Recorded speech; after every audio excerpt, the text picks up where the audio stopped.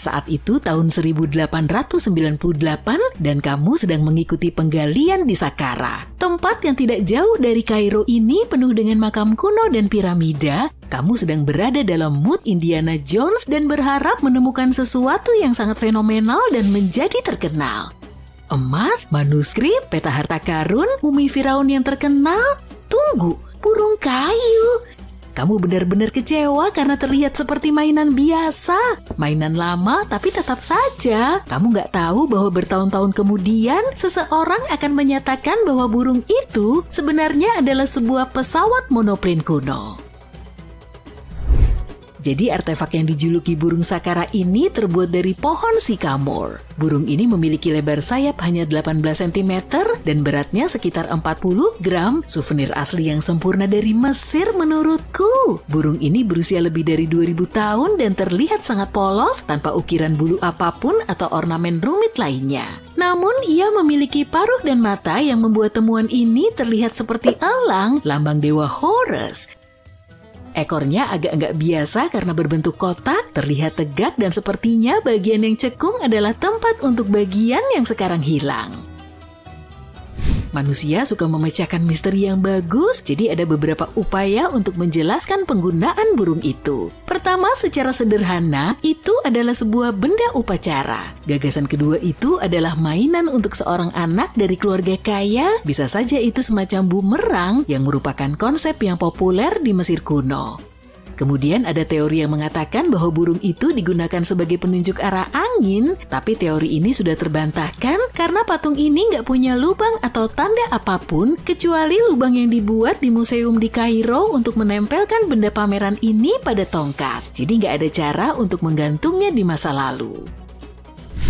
Hampir seabad setelah burung itu ditemukan, ahli sejarah Mesir Dr. Khalil Messiha mengajukan teori baru bahwa burung itu bisa jadi merupakan model monoplane.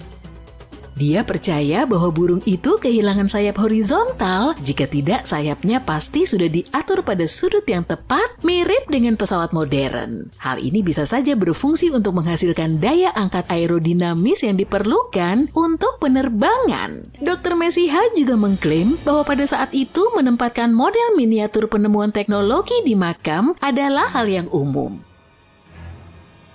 Jadi apakah orang Mesir kuno benar-benar menciptakan pesawat pada tahun 200 sebelum Masehi?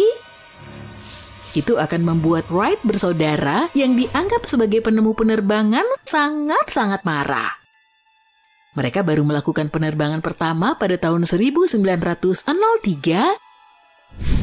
Hanya ada satu cara untuk mengetahuinya dengan pasti, yaitu dengan menguji modelnya. Tapi tahukah kamu, Museum Mesir di Kairo tidak mungkin membiarkan salah satu benda pameran kesayangan mereka terbang seperti mainan. Itulah mengapa perancang pesawat layang Martin Gregory membuat model serupa, kali ini dari kayu balsa, dan dia menyimpulkan bahwa meskipun dengan ekor pesawat yang hilang, pesawat itu tidak terlalu bagus untuk terbang. Apakah kasus terpecahkan? Enggak juga. Hal ini tidak terdengar cukup meyakinkan bagi History Channel, jadi mereka mengundang seorang ahli aerodinamika untuk membuat replika burung itu. Dia mengujinya dalam kondisi cuaca yang mirip dengan yang ada di Mesir dan terkesan dengan kemampuan pesawat kecil itu. Jadi jika mereka memang menciptakan prototipe pesawat pada zaman Fir'aun, itu akan menjadi contoh yang baik dari UPART. Itu adalah artefak yang tidak pada tempatnya, sebuah benda yang jauh lebih maju dari zamannya dalam hal teknologi atau sejarah. Dan burung Saqqara bukanlah satu-satunya contoh konsep revolusioner seperti itu. Pada tahun 1901, sekelompok penyelam mengambil mekanisme Antikythera dari bangkai kapal bawah laut di dekat pulau Antikythera Yunani. Mekanisme ini dijuluki komputer analog pertama di dunia dan saat ini diperkirakan berasal dari tahun 100 sebelum Masehi. Mekanisme perunggu ini dapat memberitahu posisi matahari, bulan, planet-planet, dan bintang-bintang, serta fase bulan, tanggal gerhana matahari yang akan datang, dan bahkan kecepatan gerak bulan di langit. Tidak ada yang tahu pasti siapa yang menggunakannya dan bagaimana atau di mana alat ini dibuat. Tapi jelas bahwa alat ini sangat akurat dan terlalu canggih untuk zamannya. kloset siram pertama di dunia ditemukan pada pertengahan abad ke-20. Hanya bercanda, bangsa Minua kuno di Pulau Kreta di Mediterania dan peradaban lembah Indus menemukan penemuan brilian ini pada waktu yang sama sekitar 4.000 tahun yang lalu. Pipa dan sanitasi dibuat dengan sangat baik sehingga tidak ada yang berhasil merancang sesuatu yang lebih baik sampai 2000 tahun kemudian. Salah satu kloset Minua kuno ditemukan di Istana Knossos. Kelihatannya kloset ini punya tempat duduk kayu yang diletakkan di atas terowongan yang mengalirkan air dari waduk di atap ke saluran pembuangan bawah tanah. Versi lain mendapatkan air dari kendi dan hanya orang-orang super kaya yang mampu membeli semua kemewahan ini. Jadi jika kamu ingin membeli real estate saat itu, kloset siram akan menjadi tanda bahwa kamu berada di lingkungan orang kaya. Pintu otomatis menjadi penemuan yang keren dan tampaknya baru pada tahun 1931, tetapi teknologi di baliknya sebenarnya jauh lebih tua, bayangkan saja dari abad ke-1 Masehi. Matematikawan dan insinyur Heron dari Alexandria menemukan sistem hidrolik untuk membuka dan menutup pintu kuil. Untuk menjalankannya, kamu harus menyalakan api untuk menghasilkan panas. Ada sebuah pot kuningan di bawah api setengah terisi air. Sang penemu menghubungkan pot kuningan tersebut ke wadah yang berfungsi sebagai pemberat. Ketika api menyala, air berpindah ke dalam wadah, wadah turun dan menarik talinya. Ini bukan seperti pintu supermarket yang terbuka di depanmu ya sebelum kamu sempat berpikir. Pintu Heron membutuhkan waktu berjam-jam untuk terbuka dan tidak ada cara untuk menghentikan prosesnya. Itu sebabnya mereka hanya membuka pintu sekali sehari sebelum orang-orang memasuki kuil untuk menambah kesan mistis di kuil selama upacara. Seram! Sepertinya baterai pertama kali ditemukan di Baghdad sekitar 2000 tahun yang lalu. Seorang arkeolog Jerman menemukan stoples tanah liat berbentuk oval ini pada tahun 1938. Para ilmuwan masih belum yakin apa kegunaannya dan siapa penciptanya. Ada teori yang mengatakan bahwa itu digunakan untuk menyepuh benda-benda dengan logam mulia. Ketika mereka mengisinya dengan asam lemah seperti cuka, baterai tersebut menghasilkan sekitar 1 volt listrik. Teori lain mengatakan bahwa baterai itu adalah wadah untuk gulungan kitab suci. Apakah kamu ingin membeli lensa kontak yang dirancang sendiri oleh Leonardo da Vinci? Pada tahun 1508, dia menciptakan lensa kaca dengan corong di satu sisi. Kamu harus memakainya dan air di dalamnya untuk memperbaiki penglihatanmu. Kedengarannya agak nggak nyaman kan? Jadi sekitar 1 abad kemudian, ilmuwan Prancis René Descartes memutuskan untuk memperbaiki ide tersebut dan membuat kontak kornea menjadi lensa masa depan. Kontak karena lensa ini menyentuh matamu, paham? Tabung kaca yang diisi dengan cairan memang membantu meningkatkan penglihatan, tapi sayangnya berkedip tidak mungkin dilakukan. 2,5 abad kemudian, teknologi baru dalam industri kaca memungkinkan para ilmuwan mendesain lensa kontak yang bisa masuk ke dalam mata dan bahkan membuat pemakainya bisa berkedip. Terima kasih teman-teman. Namun lensa-lensa tersebut terbuat dari kaca yang ditiup dan tidak memungkinkan mata untuk bernapas. Sekitar 50 tahun kemudian, lensa kontak menjadi plastik, ringan, tidak mudah pecah dan tahan gores, tapi tetap menutupi seluruh mata. Kemudian pada tahun 1948, seorang teknisi optik Inggris secara nggak sengaja mengamplas lensa plastik dan menemukan bahwa lensa tersebut masih bisa digunakan meskipun hanya menutupi kornea. Bayangin kamu tinggal di London pada abad ke-19 dan perlu mengirim pesan ke New York. Butuh waktu sekitar 10 hari untuk sampai ke sana dengan menggunakan kapal. Jadi ketika waktu pengiriman berubah dan bunyi aneh tidak biasa yang entah dari mana datangnya menyebar di seluruh galaksi kita. Terus berulang-ulang dan ini belum pernah kita dengar. Para ilmuwan menemukannya pada tahun 2020 dan ini tidak menyerupai energi apapun yang pernah mereka pelajari. Berbagai sinyal radio kuat dan terang muncul dari waktu ke waktu yang secara misterius menghilang dalam sehari. Sinyal ini tidak sesuai dengan profil objek ruang angkasa apapun yang kita kenal.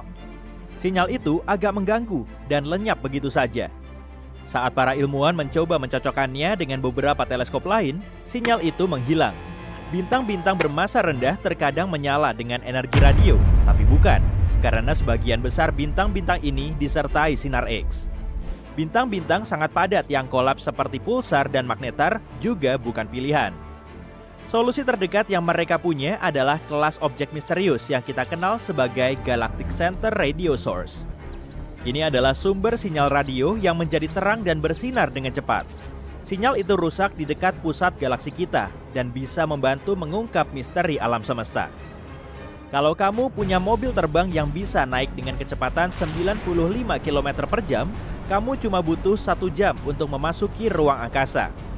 Bulan agak lebih jauh, yakni 400.000 km, sekitar 10 kali keliling planet kita. Itu artinya, perjalanan ke bulan akan seperti perjalanan keliling bola bumi 10 kali berturut-turut, yang akan makan waktu kurang dari 6 bulan. Perjalanan ke Pluto akan butuh waktu lebih dari 800 tahun. Proxima b adalah tetangga terdekat kita yang mirip bumi. Ini adalah dunia kecil berbatu yang mengorbit bintang terdekat dengan matahari kita. Eksoplanet ini mengorbit zona layak huni bintang ini, yaitu suatu area yang cukup jauh dari bintang apapun hingga memiliki kondisi sedang. Tidak terlalu dingin atau terlalu panas bagi keberadaan air dalam keadaan cair, paling tidak secara hipotesis. Jika kamu mencoba pergi ke Proxima b dengan kecepatan roket bulan Apollo, yaitu 40.200 km per jam, kamu butuh waktu 112.000 tahun untuk sampai di sana. Mungkin kamu tidak akan bisa bernapas di sana. Tak ada yang tahu apakah Proxima b punya atmosfer. Manusia mengeksplorasi alam semesta sepanjang waktu, tapi kita cuma bisa melihat sekitar 5% materi di atas sana. Dan Albert Einstein adalah orang pertama yang menyadari ruang angkasa hampa sebetulnya tidak kosong. Sisanya yang tidak bisa dilihat sebenarnya terdiri dari materi tak kasat mata, yang dikenal sebagai materi gelap, sekitar 27%, dipadukan dengan sesuatu yang disebut energi gelap, sebanyak 68%. Jika kamu coba menuang air di ruang angkasa, tentu saja di luar pesawat ruang angkasa, air akan segera mendidih atau menguap. Itu karena tidak adanya udara atau tekanan udara di ruang angkasa. Ketika tekanan udara turun, suhu yang biasanya kamu butuhkan untuk mendidihkan air juga turun. Dengan begitu, air jauh lebih cepat mendidih di puncak gunung daripada, misalnya, di permukaan laut. Di angkasa luar tidak ada tekanan udara, sehingga air bisa mendidih pada suhu yang sangat rendah. Para ilmuwan percaya, paling tidak ada beberapa miliar galaksi di luar sana. Kita tidak tahu jumlah pastinya, dan mungkin tidak akan pernah tahu. Tapi mereka mencoba memperkirakannya dengan menghitung berapa galaksi yang bisa kita lihat di area langit yang sangat sempit dan terbatas. Mungkin alam semesta tampak penuh dengan bintang dan planet di sana-sini. Tapi setidaknya di galaksi kita ada 100 miliar planet. Jika kamu mengisi balon dengan helium dan melepaskannya, kamu akan melihatnya melayang sangat tinggi. Balon itu akan naik memasuki atmosfer, tapi tidak akan sampai ke angkasa luar. Makin tinggi, makin tipis udara di atmosfer. Balonmu akan naik sampai titik di mana atmosfer di sekitarnya berbobot sama dengan helium di dalamnya. Itu akan terjadi pada ketinggian sekitar 32 km di atas permukaan tanah. Jadi, sejauh itulah balon helium bisa naik. Kita tidak benar-benar tahu sebesar apa alam semesta kita. Kita tidak bisa melihat tepinya, bahkan tidak tahu apakah alam semesta bertepi. Kita memakai teknologi untuk bisa melihat sejauh kira-kira 14 miliar tahun cahaya dari planet kita. Ini berarti kita bisa melihat diameter sekitar 28 miliar tahun cahaya, mulai dari lapisan terluar atmosfer yang berakhir pada ketinggian sekitar 960 km di atas planet kita. Meskipun ukuran alam semesta kita terus berubah dan makin besar seiring waktu. Merkurius adalah planet terdekat dengan matahari, jadi kebanyakan orang mengira planet ini yang paling panas. Tapi Venuslah planet terpanas. Venus adalah planet kedua terdekat dengan bintang pusat kita. Jaraknya dari matahari sekitar 48 juta kilometer lebih jauh dibanding Merkurius. Merkurius tidak memiliki atmosfer yang bertindak sebagai selimut penghangat dan membantu mempertahankan panas dari matahari. Venus memiliki atmosfer yang tebalnya tak terduga, sekitar 100 kali lebih tebal daripada atmosfer kita. Atmosfer Venus tidak memungkinkan panas keluar. Planet ini menahannya sehingga membuat Venus makin panas. Sebagian besar atmosfer Venus juga terdiri dari karbon dioksida yang dengan bebas membiarkan energi matahari masuk. tapi tidak begitu transparan untuk kehilangan radiasi gelombang panjang yang dilepaskan permukaan planet panas itu. Rata-rata suhu di sana sekitar 460 derajat Celcius, cukup panas untuk melelehkan kaleng. Suhu maksimal di planet tetangganya, Merkurius, adalah 420 derajat Celcius. Mungkin dalam 2 miliar tahun lagi, suhu di planet kita yang berharga ini akan terlalu panas bagi kehidupan. Seiring ratusan juta tahun berlalu, matahari kita akan terus bertambah panas dan terang. Akhirnya, suhunya akan begitu tinggi hingga lautan kita yang indah akan hilang. Karena lautan menghasilkan 70% oksigen yang kita butuhkan untuk hidup, maka tak akan ada lagi kehidupan. Semua ini berarti planet kita cuma akan menjadi gurun luas, seperti halnya Mars sekarang. Sebenarnya, diameter Pluto, mantan planet sangat jauh yang sekarang menjadi planet Katai, lebih kecil dibanding seluruh Amerika Serikat. Jarak terjauh di sana dari Maine ke California Utara, kira-kira 4.700 km. Sedangkan diameter Pluto cuma 2.371 km. Pluto sangat jauh, tapi tepi tata surya kita 1.000 kali lebih jauh daripada jarak ke planet Katai ini. Tapi para astronom menemukan banyak objek ruang angkasa yang mengorbit matahari kita yang jaraknya lebih jauh dibanding Pluto. Juga terdapat awan komet Oort yang jauhnya setengah tahun cahaya dari Pluto, yang juga 1.000 kali lebih jauh. Bintang neutron benar-benar berat. 1 sendok teh saja yang berisi bintang neutron beratnya akan mencapai 6 miliar ton. Bintang neutron adalah sisa-sisa dari bintang besar yang telah kehabisan bahan bakar.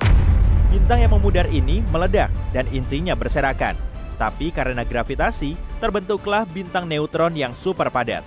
Biasanya, massa bintang seperti ini sampai 3 kali massa matahari. Tapi radiusnya cuma 9,65 km.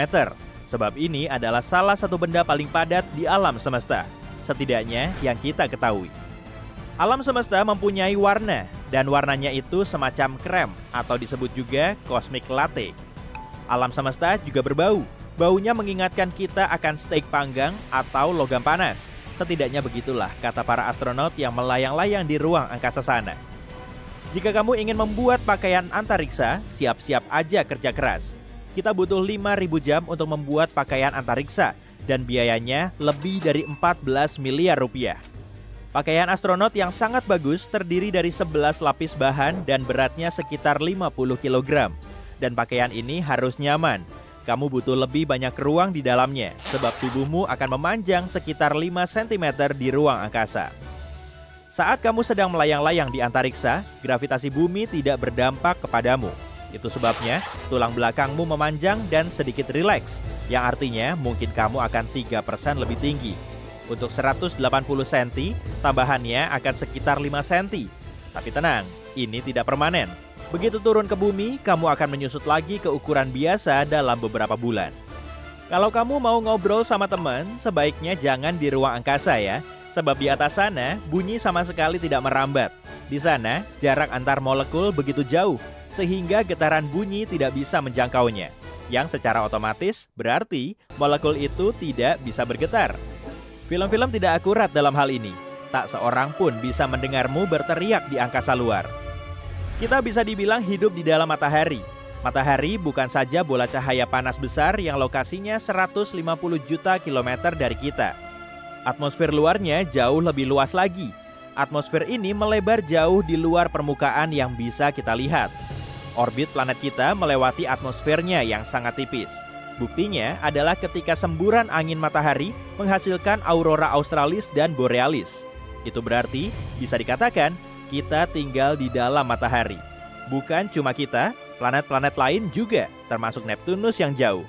Heliosfer, yaitu atmosfer terluar matahari, membentang sampai sekitar 16 miliar kilometer.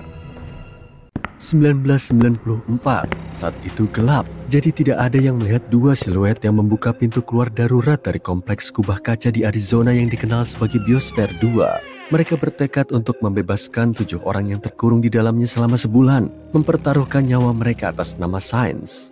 Misi tersebut berhasil, namun mereka harus berhadapan dengan tuduhan masuk tanpa izin dan vandalisme. Pengacau itu adalah Abigail Elling dan Mark Van Tillo. Mereka adalah salah satu dari 8 iblis malang pertama yang tinggal di tempat itu sebagai kelinci percobaan. dan mereka tidak ingin orang lain mengalami kengerian yang sama seperti yang mereka alami. 150 juta dolar dihabiskan untuk melihat apakah manusia dapat menciptakan kondisi kehidupan yang cocok di planet lain seperti Mars. Untuk melakukan hal ini, para ilmuwan membangun dunia mini dengan lebih dari 3.000 spesies tanaman dan hewan. Biosfer 2 adalah habitat seluas 3 hektar yang tertutup rapat, lengkap dengan hutan hujan mini, pantai pribadi dengan terumbu karang, padang rumput sabana, rawa-rawa, dan bahkan gurun. Antara tahun 1991 hingga 1993, tidak ada yang bisa masuk atau keluar dari tempat itu. Kelompok yang terdiri dari 8 orang yang terkurung di dalam itu menyebut diri mereka Biospherians, mengenakan pakaian seperti Star Trek, menanam makanan mereka sendiri, dan menghirup udara mereka sendiri. Mereka memulai dengan harapan tinggi dan sarapan ala hotel bintang 5, namun keadaan berubah menjadi lebih kelam setelah beberapa bulan. Seluruh tim kelaparan dan berubah menjadi oranye. Di Biosfer 1, yang merupakan bumi yang sebenarnya, kamu dapat memesan pizza dalam 2 menit. Tapi di dalam Biosfer 2, mereka membutuhkan waktu 4 bulan untuk membuat margarita. Mereka harus memanen gandum untuk adonan dan memerah susu kambing untuk keju. Tujuannya adalah untuk benar-benar mandiri, dan mereka menjadi bagian dari atmosfer secara harfiah. Ketika mereka mengembuskan napas, CO2 memberi makan ubi jalar yang mereka tanam, dan ubi jalar itu menjadi bagian dari mereka karena mereka pada dasarnya memakan karbon yang sama berulang kali. Mereka makan ubi jalar begitu banyak sehingga kulit mereka berubah menjadi oranye karena kelebihan beta-karoten. Situasi yang tampak lucu pada saat itu menyoroti masalah besar. Hasil panen di Biosfer 2 sangat mengecewakan dan para kru kelaparan. Mereka menjadi gila karena kelaparan dan saat-saat kemarahan yang tiba-tiba membuat mereka melakukan hal-hal yang patut disesali, seperti mencuri pisang dari gudang bawah tanah. Pada suatu saat, lemari pendingin harus dikunci. Selama 6 bulan pertama, masing-masing dari mereka kehilangan berat badan antara 8 hingga 26 kg. Setiap hari seseorang bertugas menimbang makanan segar untuk juru masak, mencatat informasi tentang nutrisi ke dalam komputer untuk memastikan para kru mencapai target kalori, protein, dan lemak yang direkomendasikan. Awalnya, makanan disajikan secara prasmanan, namun ketika para kru semakin lapar, para juru masak mulai membagi makanan mereka dengan cermat ke dalam porsi yang sama. Makanan mereka kebanyakan ubi jalar, wortel, buah-buahan, dan sesekali daging pada hari Minggu. Diharapkan dapat membuat mereka tetap bertahan selama 80 jam kerja per minggu yang melelahkan dengan kerja fisik yang berat. Para Biospherian meninggalkan setiap waktu makan dalam keadaan lapar, dan mereka terus bermimpi tentang hamburger McDonald's, sushi, Snickers bar, dan kue keju. Udara di sana hampir habis. Seluruh tempat itu benar-benar tertutup rapat dengan kaca dan baja di bagian atas dan lantai baja yang kokoh di bawahnya. Para manajer memastikan untuk memeriksa semua yang masuk agar menghindari bahan sintetis yang mengeluarkan gas berbahaya. Ruang tamu dilengkapi dengan wall dan kayu, dan mereka tidak bisa menggunakan deodoran kimia atau meniup lilin ulang tahun. Biospherians mengandalkan makanan yang mereka tanam dan hutan hujan mini mereka untuk menghasilkan oksigen yang cukup untuk bertahan hidup. Namun, mereka kehilangan oksigen dengan sangat cepat, tenggelam dalam emisi karbon dioksida mereka sendiri, dan yang terburuk, mereka tidak tahu mengapa. Dengan 9 bulan percobaan yang tersisa, kadar oksigen telah turun dari 21% menjadi sekitar 15%, yang terasa seperti tinggal di puncak gunung Fuji. Mereka merasa tidak enak, pada dasarnya menyeret diri mereka sendiri di sekitar biosfer. Mereka bahkan tidak bisa menyelesaikan sebuah kalimat tanpa berhenti untuk mengambil napas. Kemudian sleep apnea mulai menyerang, dan beberapa dari mereka terbangun dengan terengah-engah. Untuk menurunkan tingkat karbon di dalam biosfer 2, mereka mencoba beberapa langkah putus asa, seperti menanam tanaman seperti orang gila, mengurangi penyiraman tanah sebanyak mungkin, dan bahkan berhenti mengolah tanah. Tidak ada yang berhasil, jadi semua orang setuju bahwa mereka telah mencapai titik terendah dan meminta bantuan. Truk berpendingin datang untuk memompa oksigen murni ke biosfer 2. Begitu gas mulai mengalir, mereka tertawa terbahak-bahak dan mulai berlarian. Ekosistem menjadi sangat berantakan. Burung kolibri dan lebah madu lenyap setelah beberapa bulan, sehingga tanaman tidak lagi mengalami penyerbukan. cacing dan tungau menyerang tanaman dan kecoa mengambil alih. 4 spesies kecoa dibawa masuk untuk mendaur ulang bahan organik. Tetapi kecoa rumah tangga biasalah adalah penyintas sesungguhnya. Kecoa-kecoa itu entah bagaimana menyelinap masuk dan berkembang biak menjadi ancaman serius bagi tanaman. Pada malam hari, dapur dibanjiri kecoa segera setelah lampu padam. Untuk mengatasi serangan kecoa, kelompok ini mengolesi cangkir kopi dengan pelumas dan menaruh potongan pepaya di dalamnya sebagai umpan. Kecoa-kecoa akan memanjat ke dalam, tetapi mereka tidak bisa memanjat sisi-sisi yang licin untuk melarikan diri. Lapar, kekurangan oksigen, berurusan dengan serangga-serangga, itu sudah cukup untuk membuat siapapun menjadi gila. Perdebatan sengit menyebabkan gelas dilempar dan orang diludahi. Akhirnya seluruh kelompok terpecah menjadi 2. Mereka berhenti berbicara dan bisa berjalan saling berpapasan di lorong-lorong tanpa melakukan kontak mata. Separuh dari mereka menginginkan lebih banyak makanan dan oksigen untuk melanjutkan penelitian dengan bermartabat. Sementara separuh lainnya percaya bahwa mereka bisa bertahan hidup tanpa bantuan dari luar, tidak peduli berapapun biayanya. Sebenarnya, ruang yang disegel itu telah dibobol jauh sebelum semua itu terjadi. Hanya 2 minggu setelah mereka masuk ke dalam, seorang biospherian bernama Jane Pointer memotong ujung jarinya dalam sebuah kecelakaan saat memasak nasi. Dr. Missy mencoba menjahit ujung jarinya kembali tapi tidak berhasil, dan jarinya menghitam dalam beberapa hari. Dia pergi ke rumah sakit di luar untuk menjalani operasi dan beberapa jam kemudian, dia menyelinap kembali ke dalam, membawa tas ransel yang penuh dengan persediaan seperti komponen komputer dan film berwarna. Para wartawan baru mengetahui pengiriman diam-diam itu berbulan-bulan kemudian, dan karena itu banyak orang yang mempertanyakan kredibilitas seluruh eksperimen tersebut. Media memperlakukan eksperimen ini seperti reality show dengan menyebutnya sebagai hiburan ekologis yang trendy. Berita utama di seluruh dunia membuat seolah-olah mereka berada di ambang kehilangan nyawa. Sampai-sampai keluarga mereka khawatir dan menelepon biospherians untuk memeriksa apakah mereka benar-benar baik-baik saja. Kelompok ini merasa seperti berada di kebun binatang manusia dengan turis-turis yang datang dari jauh untuk mengintip ke dalam kandang kaca. Dalam 6 bulan pertama saja, lebih dari 150.000 orang mengunjungi tempat itu. Biosphere 2 akhirnya menjadi lelucon budaya pop, menginspirasi film komedi berjudul Biodome dan beberapa dekade sketsa lucu. Kamu mungkin bertanya-tanya mengapa tidak ada satupun dari mereka yang berhenti dari eksperimen dan keluar dari pintu depan. Ya, tidak ada satupun dari para pecinta lingkungan yang ingin menjadi orang pertama yang mengakui bahwa hal ini terlalu berat untuk ditangani. Ditambah lagi, mereka semua masih berharap bahwa mereka bisa memecahkan teka-teki membangun bumi nomor 2. Pada akhirnya, mereka berhasil menemukan 7 ton oksigen yang hilang. Oksigen tersebut telah diserap oleh beton. Meskipun terengah-engah sepanjang waktu mungkin tampak seperti tantangan terbesar yang mereka hadapi, para biospherians mengatakan bahwa belajar bagaimana menghadapi orang-orang di lingkungan tertutup lebih sulit lagi. Sepertinya percobaan itu gagal besar, tetapi kelompok itu belajar banyak pelajaran berharga. Mereka membuktikan bahwa ekosistem tertutup dapat bekerja selama bertahun-tahun.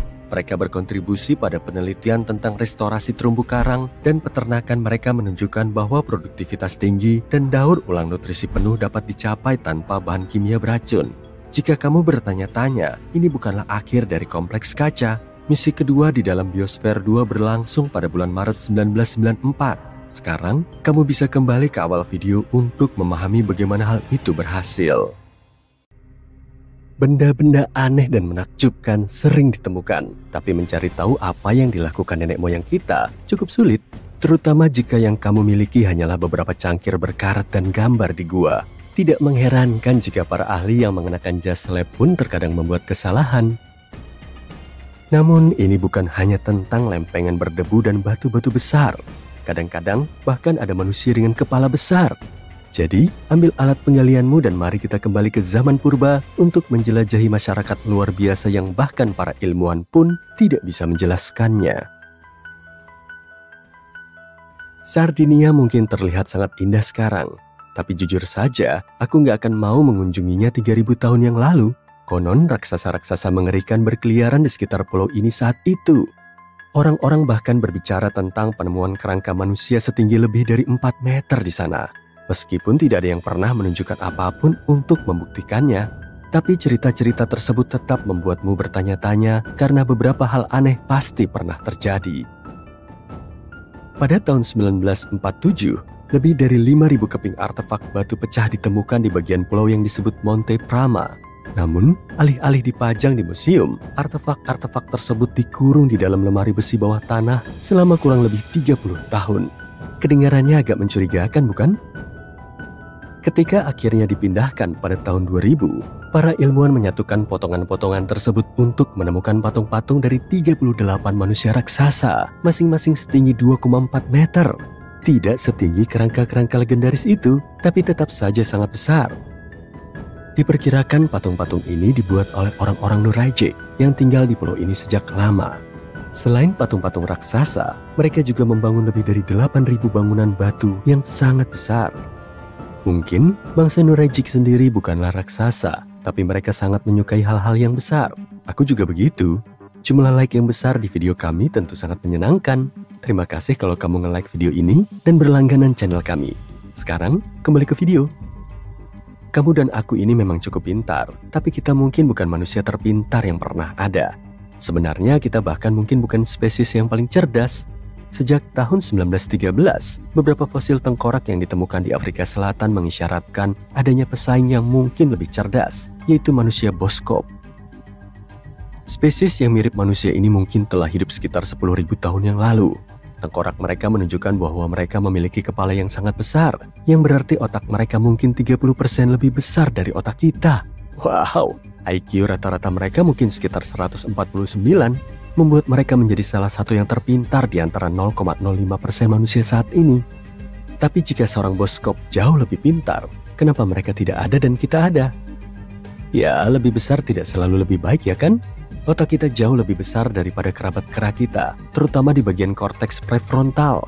Bagian ini membantu tugas-tugas tingkat tinggi seperti membuat keputusan, mengingat hal-hal jangka pendek, dan menyadari keberadaan diri kita sendiri. Bagian otak yang menangani indera dan gerakan kita belum terlalu berkembang.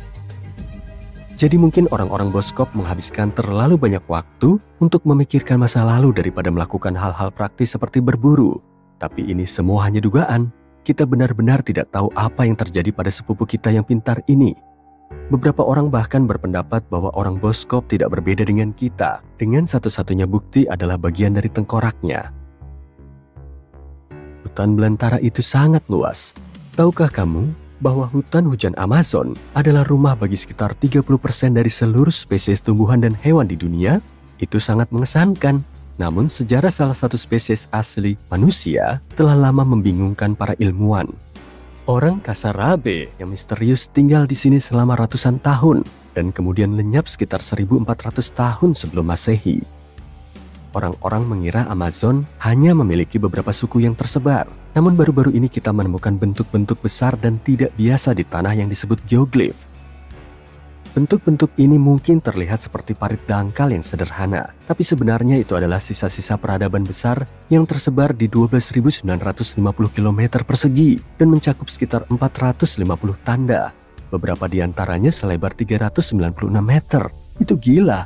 Parit-parit tersebut kemungkinan besar berisi bangunan-bangunan seremonial dan dapat menampung hingga 1 juta orang pada sekitar 550 tahun yang lalu. Berkat teknologi baru seperti LIDAR yang menggunakan laser yang aman untuk memetakan hutan tanpa merusaknya, kita dapat menjelajah lebih dalam. Di tahun 2019, beberapa pemindaian menunjukkan berkilo-kilometer jalan dan jalur yang ditinggikan dan bahkan piramida setinggi lebih dari 21,3 meter. Mereka menemukan 26 pemukiman terpisah. 2 di antaranya masing-masing seluas 250 hektar. Wow, itu seluas 330 lapangan sepak bola. Tidak diketahui secara pasti apa yang terjadi pada orang-orang Kasarabe. Mungkin penjajah Eropa mengusir mereka. Mungkin peradaban kuno yang paling membingungkan adalah peradaban yang tidak pernah kita temukan jejaknya. Ya, yang kumaksud adalah Atlantis, kota besar yang konon tenggelam di lautan. Penyebutan Atlantis pertama kali datang dari filsuf Yunani kuno, Plato, yang berbicara tentang sebuah kota besar di dekat Selat Gibraltar. Namun selama berabad-abad, semua orang hanya mengira bahwa Pluto mengarang Atlantis sebagai versi sempurna dari Athena. Jadi kenapa ya, sekitar 12.000 tahun setelah dianggap lenyap, kita masih bertanya-tanya apakah kota ini mungkin nyata? Nah, pada abad ke-19, anggota Kongres AS Ignatius Danelli menulis sebuah buku yang memberikan 13 alasan kenapa dia berpikir Atlantis lebih dari sekadar mitos. Kemudian pada tahun 1965, beberapa orang mengira bahwa mereka telah menemukan Atlantis ketika mereka menemukan struktur Richard, kubah besar selebar 40 km di Mauritania, Afrika. Saking besarnya, kita hanya bisa melihat semuanya dari luar angkasa.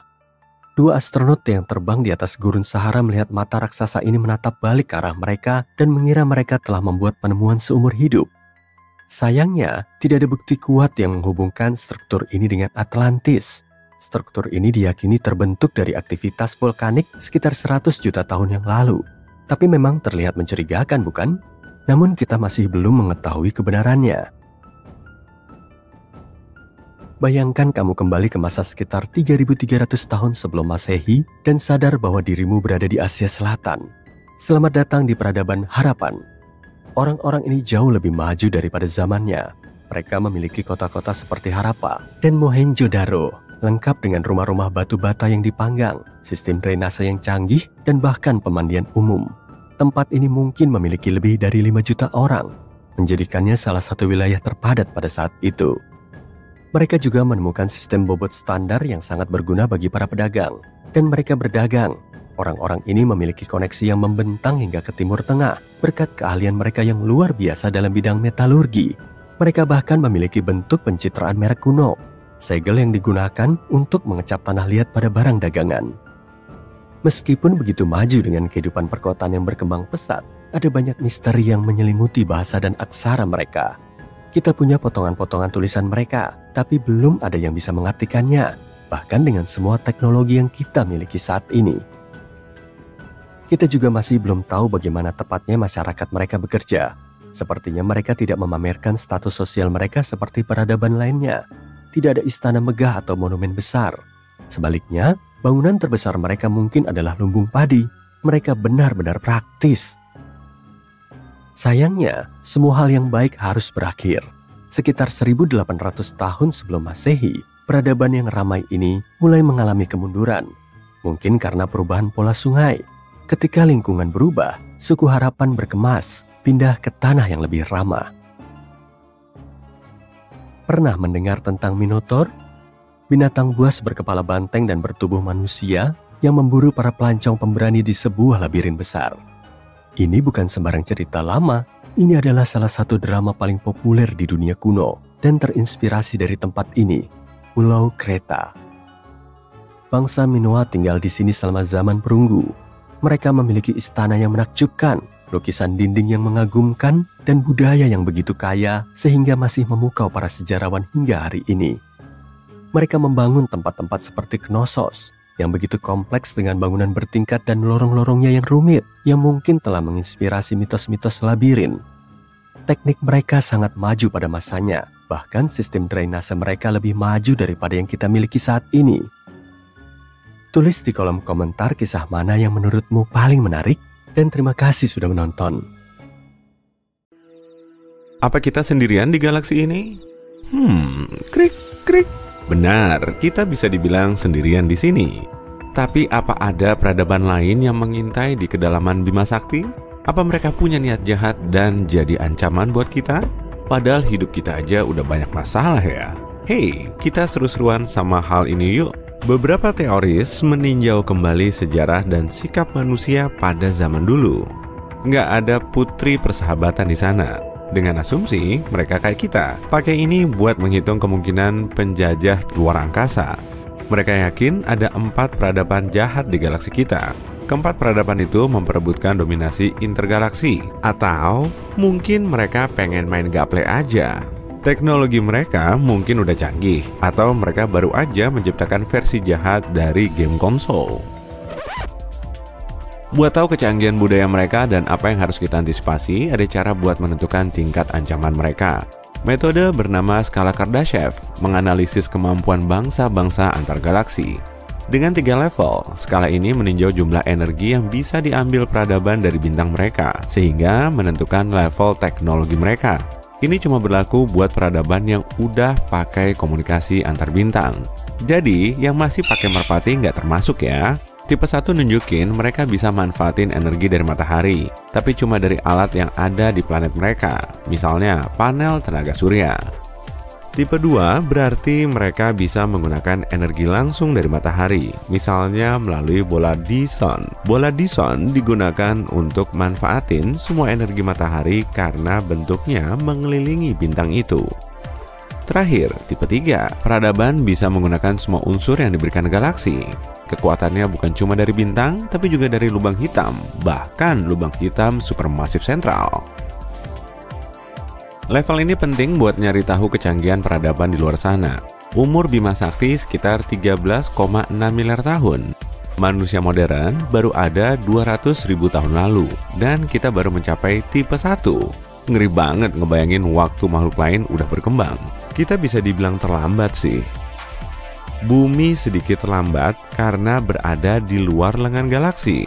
Ahli matematika bilang sistem bintang yang lebih terpusat lebih lama berkembang. Kalau gitu, seberapa umum makhluk cerdas lain ada di galaksi ini? Dengan berbagai peristiwa yang bisa memusnahkan bumi, ajaib banget bisa ada bumi seperti sekarang. Berarti unik banget kan? Ada 100 triliun bintang di galaksi kita. Ada 200 miliar planet dengan perkiraan 300.000 eksoplanet yang mampu menyokong kehidupan yang kita tahu. Dari banyak planet yang layak huni itu, gimana kita tahu planet mana yang makhluknya pengen ngirim email kepada kita? Tentu aja, nggak ada yang punya waktu buat ngitung satu-satu. Persamaan Drake bisa ngasih kita perkiraan angka kalau kita ngambil rata-rata dari beberapa faktor kunci. Persamaan ini memecah kriteria berapa banyak planet yang dihuni makhluk cerdas sampai bisa berkomunikasi. Angkanya besar karena banyaknya bintang yang memiliki planet. Dari sana, kita saring lagi ke zona layak huni di tata surya. Zona ini disebut zona Goldilocks karena jaraknya pas, nggak begitu jauh dan nggak begitu dekat dari matahari. Kita kurangi lagi angkanya dengan menghitung planet layak huni yang bisa menyokong kehidupan. Dan dari beragam tempat itu, persamaannya mengambil kemungkinan jumlah makhluk cerdas dan apakah mereka cukup cerdas untuk berkomunikasi. Kriterianya rumit, jadi persamaannya agak sulit dijelaskan. Tapi kira-kira ada 100 juta planet dengan peradaban cerdas. Tapi, kayak sejarah dan kesulitan bumi, peradaban ini juga mungkin mengalami kesusahan. Peristiwa yang mengancam kehidupan harus dimasukkan ke persamaan itu, misalnya asteroid, suar matahari, supervulkan, dan supernova. Mereka juga mungkin aja menghancurkan diri sendiri lewat teknologi, misalnya dominasi kecerdasan buatan atau nanoteknologi, atau dengan merusak ekosistem mereka dan kehabisan sumber daya, atau karena gegabah aja. Kalau kita masukin ini ke persamaan, peradaban yang tersisa mungkin sekitar 15.000. Tapi apa yang mereka mau dari manusia? Kita emang punya banyak materi langka yang mungkin bernilai, siap buat ditambang dan mudah didapat. Selain jumlah air melimpah yang bisa mereka ambil sampai habis, hidrogen juga unsur wajib buat bahan bakar roket. Meskipun unsur-unsur ini nggak langka di galaksi dan bisa diambil lebih mudah dari tata surya atau asteroid yang lebih dekat. Teknologi kita mungkin bikin mereka penasaran. Beragam inovasi di bumi yang diciptakan saat kita berada di negara berbeda membantu ngasih jalur teknologi berbeda di seluruh dunia. Peradaban lain mungkin aja ngambil jalan yang benar-benar beda dan nggak belajar hal seru lain di bumi, misalnya karaoke. Sama halnya kayak sains serapan yang mungkin berkembang di atmosfer berbeda dengan unsur berbeda. Sains mereka sebagian besar akan terpengaruh itu, dan sains kita akan menambah pengetahuan mereka. Lalu, ada satu hal terlangka di galaksi. Bumi bisa menyokong kehidupan. Ini bakal berguna banget buat penjelajah antar galaksi daripada melewati proses lama ngubah planet yang nggak layak huni jadi kayak bumi. Kenapa nggak rebut aja? Dengan markas nyaman, ini bakal jadi tujuan wisata cantik saat mereka lagi istirahat menaklukkan peradaban lain. Untungnya, mereka nggak akan tertarik makan kita atau mungkin nggak akan nafsu buat makan apapun di bumi. Mereka harus punya biokimia dan enzim yang sama buat memproses molekul yang membentuk kita. Phew! Tapi kemungkinan besar sih, mereka pengen menyingkirkan saingan. Ancaman terbesar mereka adalah apapun yang menyulitkan dominasi mereka. Tapi sebelum kamu terlalu takut sama peradaban jahat ini, kemungkinan ini diambil dari perilaku manusia. Mungkin aja makhluk di luar sana nggak punya atau menghindari emosi manusia. Misalnya, kapasitas marah mereka mungkin terbatas, atau mereka bisa aja nggak punya kemampuan untuk itu. Sejarah tempat mereka beda banget sama tempat kita, jadi mereka mungkin aja terlalu percaya dan malah kita yang jahat. Tapi mereka juga mungkin nggak punya empati dan ciri positif lainnya yang kita punya. Semoga aja mereka cuma punya sifat baik kita ya. Untungnya, ada satu hal besar yang misahin kita dari hal lain. Galaksi kita itu gede banget, dan kalau mau kemana-mana tuh jauhnya minta ampun, bahkan ke tata surya sekalipun. Benda tercepat yang pernah kita kirim keluar angkasa adalah probe Galileo yang melaju sampai 170.000 km per jam. Tapi tetap aja butuh 72.000 tahun buat sampai ke sistem bintang terdekat, Alpha Centauri. Probe dengan pemandu laser yang baru diusulkan bisa mencapai 1/5 kecepatan cahaya. Jadi cuma butuh 20 tahun perjalanan. Pada skala lebih besar, Bima Sakti memiliki diameter lebih dari 150.700 tahun cahaya. Kalau sebuah peradaban punya kecepatan cahaya, mereka butuh ratusan ribu tahun buat pergi dari satu sisi ke sisi lain. Dengan jarak yang jauh di antara segelintir peradaban, satu-satunya kontak yang berhasil adalah lewat perjalanan antar bintang yang canggih.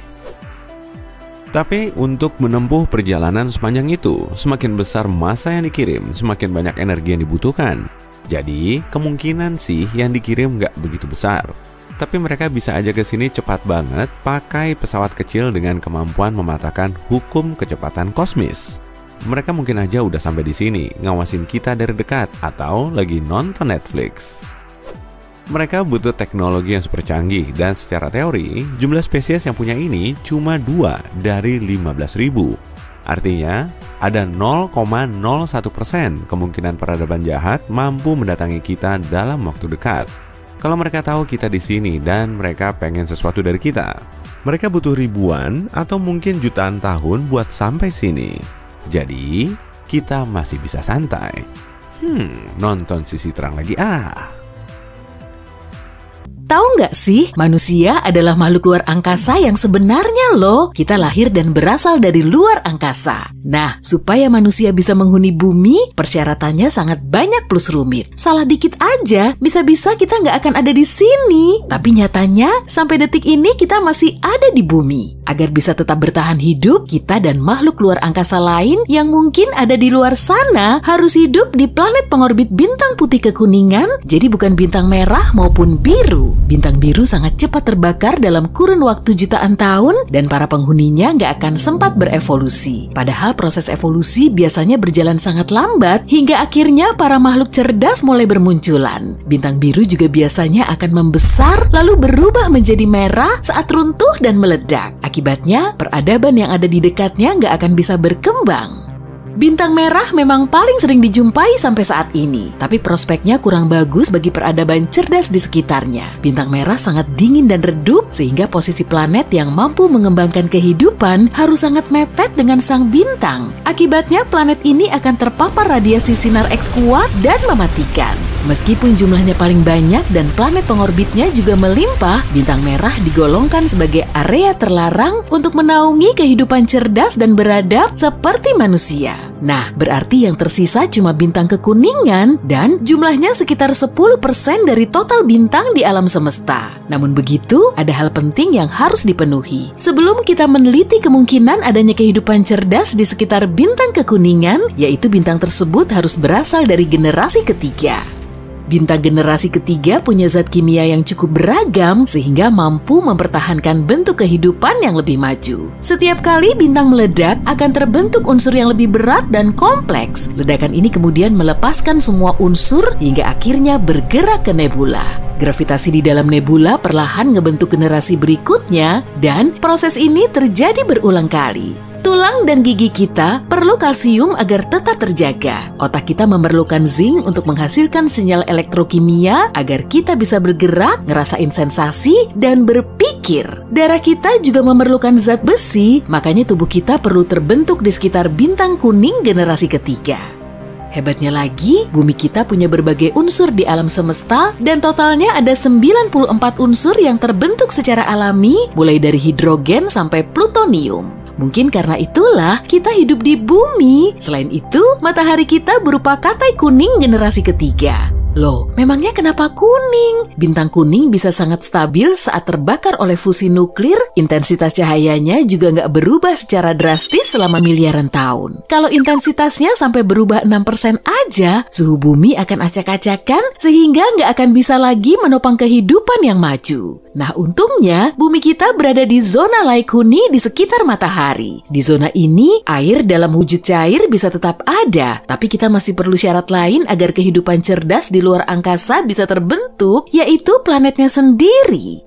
Studi terbaru dengan teleskop Kepler mengungkapkan 1/4 bintang Katai Kuning diperkirakan memiliki planet mirip bumi di zona Laik Huninya. Angka ini memang masih jadi perdebatan dan mungkin kisarannya berada di angka 1 dari 33 bintang Katai Kuning. Tapi tetap aja kan, jumlah planet pengorbit bintang kuning di zona Laik Huni terbilang banyak. Nah, kita perlu mikirin faktor penting kedua tadi, yaitu planetnya sendiri. Planet yang bisa ngebentuk peradaban cerdas pasti punya banyak ciri khas yang nggak mungkin diperoleh satu persatu, apalagi dalam kombinasi. Yang terpenting, planet tersebut harus punya sistem perlindungan dari bintang yang diorbit. Karena cahaya bintang dihasilkan dari fusi nuklir di bagian inti, gas di sekitar korona matahari tertiup keluar angkasa dalam bentuk angin surya. Satelit Amerika Serikat secara berkala mengamati kekuatan angin surya yang sebagian besarnya berupa inti hidrogen terionisasi, kemudian dialiri listrik bersama dengan sedikit inti atom dari berbagai unsur lain di matahari. Bumi kita nggak secara langsung dilindungi oleh atmosfer, tapi magnetosfer telah menghentikan atau membelokkan angin surya berbahaya. Aurora akan terbentuk saat angin surya tertarik ke kutub magnet bumi, lalu menerangi udara di atmosfer atas seperti lampu neon. Tanpa magnetosfer di sekelilingnya, semua planet akan terpanggang oleh hujan inti hidrogen terionisasi dari sang bintang meski berada di zona Laik Huni. Planet yang bisa menopang kehidupan harus punya magnetosfer yang cukup kuat agar bisa membelokkan angin surya. Dan nggak semua planet di tata surya kita punya pelindung ini. Raksasa gas seperti Jupiter, Saturnus, Uranus, dan Neptunus memang punya magnetosfer, tapi di dalamnya nggak ada bentuk kehidupan. Di antara planet berbatu, cuma Bumi dan Merkurius yang punya magnetosfer. Di Merkurius pun kandungannya terlalu lemah sehingga nggak mampu menghentikan angin surya. Apalagi lokasinya sangat mepet dengan matahari. Perisai lain yang mampu melindungi bumi dari matahari adalah atmosfer. Ketebalannya sekitar 483 km dan sebagian besarnya cuma terkonsentrasi sejauh 16 km dari permukaan bumi. Atmosfer mampu melindungi makhluk hidup di bumi dari radiasi ultraviolet matahari dan sinar X. Gas ozon atau 3 atom oksigen yang terikat menjadi molekul gas raksasa di atmosfer atas menghalangi sebagian besar radiasi ultraviolet sebelum mencapai tanah. Planet Mars yang atmosfernya 1000 kali lebih tipis dari bumi nggak memiliki ozon, emisi ultravioletnya juga telah meradiasi seluruh permukaan planet. Padahal sebuah planet harus bisa menghentikan radiasi ultraviolet dari bintangnya, sehingga komposisi atmosfernya sangat menentukan terbentuknya kehidupan yang cerdas. Mungkin sudah ada pelindungnya, tapi terdiri dari campuran zat langka dan membahayakan. Sebagian permukaan planet harus padat supaya bisa dipijaki dan dilalui. Planet ini juga harus punya kerak. Peradaban di bawah air atau di atmosfer planet lain cuma ada di dalam fiksi. Di dalam kerak ini juga harus ada lempeng tektonik yang terus bergerak. Pergerakan lempeng tektonik akan menghasilkan subduksi kerak. Nah, subduksi ini terjadi saat lempeng tektonik menunjam atau menggeser lempeng lain, kemudian membawa materi baru ke permukaan planet. Perubahan bahan kimianya bisa mencegah terjadinya keseimbangan sifat kimia karena nggak ada satupun yang bersifat reaktif. Gempa dan gunung berapi juga berkontribusi pada proses perubahan geokimia. Iya, kedua bencana ini juga punya kelebihan.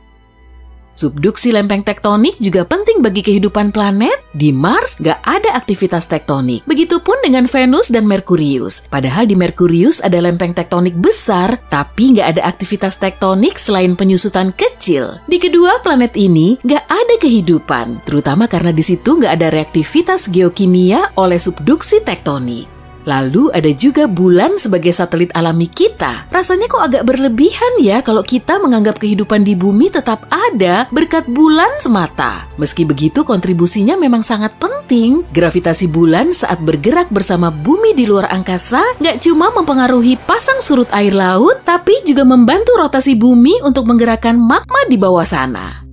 Gerakan magma di perut bumi mempengaruhi pembentukan magnetosfer karena banyak mengandung logam. Jadi bulan selalu mengamankan kita di luar angkasa dengan membantu bumi menjadi geodynamo lalu menghasilkan magnetisme. Bulan merupakan satelit terbesar di tata surya kita kalau dibandingkan dengan planet primer yang dikelilinginya. Banyak orang menganggap sistem bumi dan bulan sebagai planet ganda, tapi bukan itu fokus kita saat ini. Bulan juga menstabilkan bumi kita agar kehidupan di dalamnya tetap aman. Karena posisinya terkunci secara gravitasi dengan bumi, bulan berfungsi sebagai tiang penyeimbang bagi para peniti tali. Makanya bumi nggak terlalu banyak goyang dibandingkan dengan planet lain. Nah, goyangan ini dinamakan dengan librasi. Kalau bumi bergoyang seperti Mars atau Saturnus, kondisi cuaca akan sangat kacau balau dan kita nggak akan bisa bercocok tanam.